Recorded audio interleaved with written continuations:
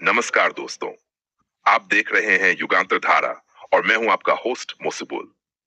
आज की इस खास रिपोर्ट में हम बात करेंगे कतर में घोषित ईद उल फितर की छुट्टियों के बारे में।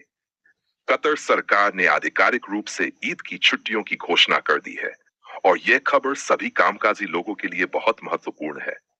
तो चलिए विस्तार से जानते हैं कि छुट्टियां कब से शुरू होंगी और किन विभागों पर लागू होंगी। अमीरी दीवान की घोषणा। कतर में अमीरी दीवान की ओर से एक आधिकारिक घोषणा की गई है जिसमें बताया गया है कि ईद उल फितर की छुट्टियां इस साल निम्नलिखित तिथियों के अनुसार होंगी।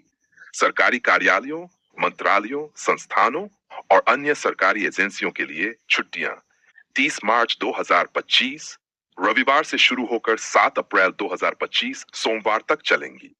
सभी सरकारी कर्मचारी 8 अप्रैल 2025 मंगलवार से अपने काम पर वापस लौटेंगे। इसका मतलब यह हुआ कि पूरे 8 दिनों तक सरकारी विभागों में कामकाज बंद रहेगा, जिससे सभी कर्मचारियों को ईद का त्योहार शांति और सुकून से मनाने का अवसर मिलेगा। छुट्टियों का प्रभाव। अब सवाल यह उठता है कि इस घोषणा का असर किन किन सेक्टरों पर पड़ेगा। सरकारी संस्थान और मंत्रालय। चूंकि ये छुट्टियां सरकारी संस्थानों के लिए घोषित की गई हैं, इसलिए कतर के सभी सरकारी दफ्तर इन तारीखों में बंद रहेंगे। निजी कंपनियां और व्यवसाय। हालांकि निजी कंपनियों के लिए अलग अलग नीतियां हो सकती हैं, लेकिन अधिकतर कंपनियां कम से कम 3 से 4 दिन की छुट्टी जरूर देंगी। 3. बैंक और वित्तीय संस्थान। आमतौर पर बैंकिंग सेक्टर में भी ईद की छुट्टियां रहती हैं, लेकिन कई बार जरूरी सेवाओं के लिए कुछ शाखाएं सीमित समय के लिए खुली रहती हैं। सार्वजनिक सेवाएं जैसे एयरपोर्ट, अस्पताल, पुलिस और आपातकालीन सेवाएं हमेशा की तरह चालू रहेंगी ताकि किसी भी आवश्यक स्थिति में लोगों को परेशानी न हो। अब जब हम ईद की छुट्टियों की बात कर रहे हैं, तो ये जानना भी जरूरी है कि ईद उल फितर का इस्लाम में कितना महत्व है। ये रमजान के पूरे 30 दिन के बाद आने वाला त्योहार है, जिसमें रोजे रखने के बाद लोग अल्लाह का शुक्र अदा करते हैं। इस दिन लोग नमाज अदा करते हैं, गरीबों और जरूरतमंदों को ज़कात और फितरा देते हैं और परिवार व दोस्तों के साथ समय बिताते हैं। खासतौर पर कतर जैसे मुस्लिम देशों में इस दिन बड़े पैमाने पर सामूहिक प्रार्थनाएं होती हैं, पारिवारिक समारोह होते हैं और पारंपरिक व्यंजन बनाए जाते हैं।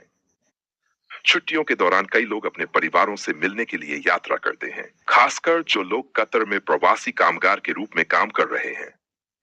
इस दौरान हवाई यात्रा और बस सेवाओं में बढ़ोतरी देखी जाती है। होटल और टूरिस्ट डेस्टिनेशन पर भीड़ ज्यादा रहती है, क्योंकि कई लोग इस समय छुट्टियों का आनंद लेने के लिए घूमने जाते हैं। यदि आप भी इन छुट्टियों में यात्रा करने का प्लान बना रहे हैं, तो टिकट और होटल की बुकिंग पहले से कर लेना बेहतर होगा।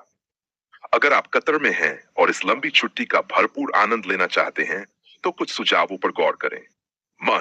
परिवार के साथ समय बिताएं। ये एक अच्छा मौका है अपनों के साथ समय बिताने का। सामाजिक कार्यों में भाग लें। जरूरतमंदों की मदद करें, जिससे इस पवित्र त्योहार का असली उद्देश्य पूरा हो सके। यात्रा करें। कतर में कई खूबसूरत स्थान हैं, जैसे कटारा, सुख वाकिफ, पर्ल कतर, जहां आप परिवार के साथ घूम सकते हैं। रमजान के बाद सेहत का ध्यान रखें। पूरे महीने के रोजे के बाद खान पान में सावधानी बरतें और सेहतमंद आदतें अपनाएं। तो दोस्तों, यह थी कतर में घोषित ईद उल फितर की छुट्टियों की पूरी जानकारी। अगर आप भी कतर में काम कर रहे हैं, तो अपनी छुट्टियों की प्लानिंग अच्छे से करें ताकि इस खास मौके का पूरा आनंद उठा सकें। अगर आपको ये वीडियो पसंद आया हो, तो युगांतर धारा को लाइक, शेयर और सब्सक्राइब करना न भूलें। साथ ही कमेंट में बताएं कि आप अपनी छुट्टियां कैसे बिताने वाले हैं। धन्यवाद।